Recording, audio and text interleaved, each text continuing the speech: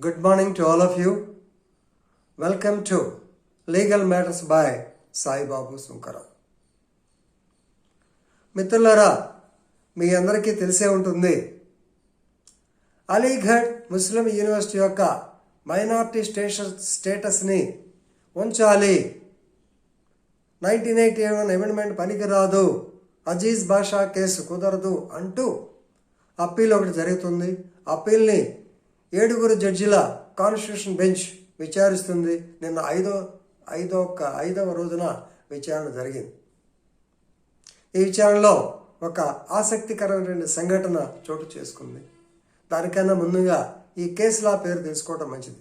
అలీఘడ్ ముస్లిం appeal case అనేది Aligarh Muslim University represented by its registrar Faizan Mustafa versus Naresh Agarwal, civil appeal number 2286/2006. ఈ సందర్భంగానే ఫైజాన్ ముస్తఫా ఎవరైనా నల్సార్ తెలిసే ఉంటుంది, హైదరాబాద్లో వెరీ ఫేమస్ లీగల్ ఇన్స్టిట్యూషన్. దానికి మొన్నటిదాకా వైస్ ఛాన్సలర్గా చేశారు ఆయన. ప్రజెంట్లీ అలీఘడ్ ముస్లిం యూనివర్సిటీ రిజిస్ట్రార్గా ఉన్నారు. సో ఈ అప్పీలు జరుగుతూ ఉంది. ఈ అప్పీల్లో so on behalf of Aligarh Muslim University కొంతమంది, అలాగే against that is on behalf of the union solicitor general Tushar Mehta garu argue చేస్తూ ఉన్నారు. నిన్నటి ఆర్గ్యుమెంట్లో ఒక ఆసక్తికరమైనటువంటి సంఘటన ఏమిటంటే, Tushar Mehta, our solicitor general, he said he is not supporting the 1981 amendment. 1981 amendment ఏంటి? It held minority status to Aligarh Muslim University. దాని మీద మళ్ళా 2006లో ఇలాహాబాద్ హైకోర్టు అజీజ్ బాషా కేసు అంటారు, ఆ కేసులో నో 81 అమెండ్మెంట్ కాదని తీసేసింది. వేరే side I don't support 1981 amendment. A law officer, second officer, first law officer is attorney general, second law officer mister Tushar Mehta, ఈ spoke before the Supreme Court. Supreme Court was surprised, shocked అనలేను కానీ Supreme Court was surprised to hear the law officer saying that he will not support the government amendment made by the parliament. So Chief Justice of India, he immediately said, how can a law officer of the state, how can a law officer of the union government, to be particular, oppose the amendment passed by the parliament? What is parliament?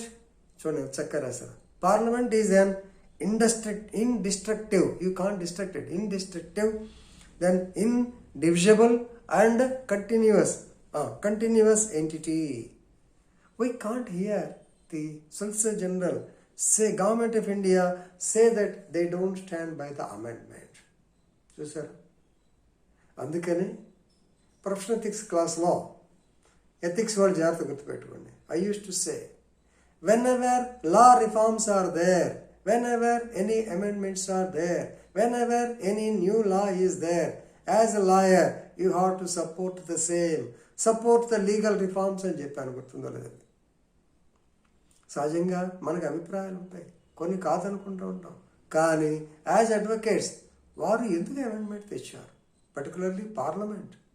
చాలామంది ప్రజల యొక్క శ్రేయస్సు కోసం జరుగుతూ ఉంటాయి.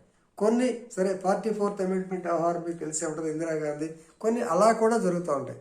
అంత మాత్రాన ప్రభుత్వం చేసిన కార్యక్రమాన్ని, ప్రభుత్వం చేసిన అమెండ్మెంట్ని, పార్లమెంట్ చేసిన అమెండ్మెంట్ని ప్రభుత్వ అధికారి సొలిసిటర్ జనరల్ ఆయనే కాదంటే ఎట్లా, కాదనవచ్చునా అని మళ్ళీ ఇంకోసారి ఏమండి, how can you say no? Then he said, your milords, నేను మీ దృష్టికి తేవాలి, 7 జడ్జెస్ బెంచ్ ఇది. సో 1981 అమెండ్మెంట్ నేను ఎందుకు కాదన్నానంటే, అలహాబాద్ హైకోర్టు 2006లో ఈ అజీజ్ బాషా కేసులో 1981 amendment is against to constitution అని చెప్పింది. Therefore, as a law officer, I am entitled to bring it to your notice, to submit the view. I am not telling my own view, I am not supporting అంటే నేను చెప్పటం కాదండి, అది Allahabad high court judgement వల్ల ఈ మాట చెప్పాను అన్నాడు. సో ఇలా లాయర్గా చూడండి తెలియదు. మొదట్లో ఏమనుకుంది సుప్రీంకోర్టు, ఒక సొలిసిటర్ జనరల్ అయ్యి ఉండి ప్రభుత్వం చేసిన అమెండ్మెంట్ని how can you say no? కానీ ఆయన దాన్ని తెలుగు ఎలా చెప్పాడు, అది అలహాబాద్ ఇచ్చిన హైకోర్టు జడ్జిమెంట్ బేస్ అయ్యి ఆ మాట చెప్పానని చెప్పాను. And bench said this is radical.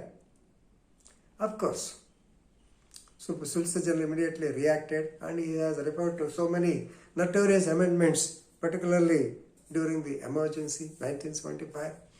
So CJA said, అందుకనే నయా 44th amendment వచ్చింది కూడా అన్నారు. సో కాబట్టి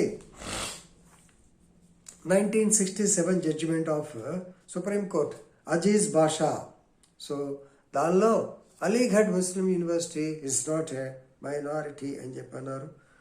ఆ యొక్క దాన్ని తీసేయడానికే 1981 అమెండ్మెంట్ వచ్చింది.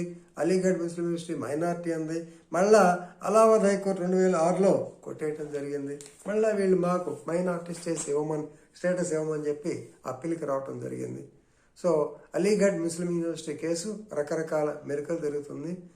పర్టికులర్లీ ఎడ్యుకేటెడ్ పీపుల్ దీని మీద కాన్సన్ట్రేట్ చేస్తున్నారు కాబట్టి వీడియో చేశాను.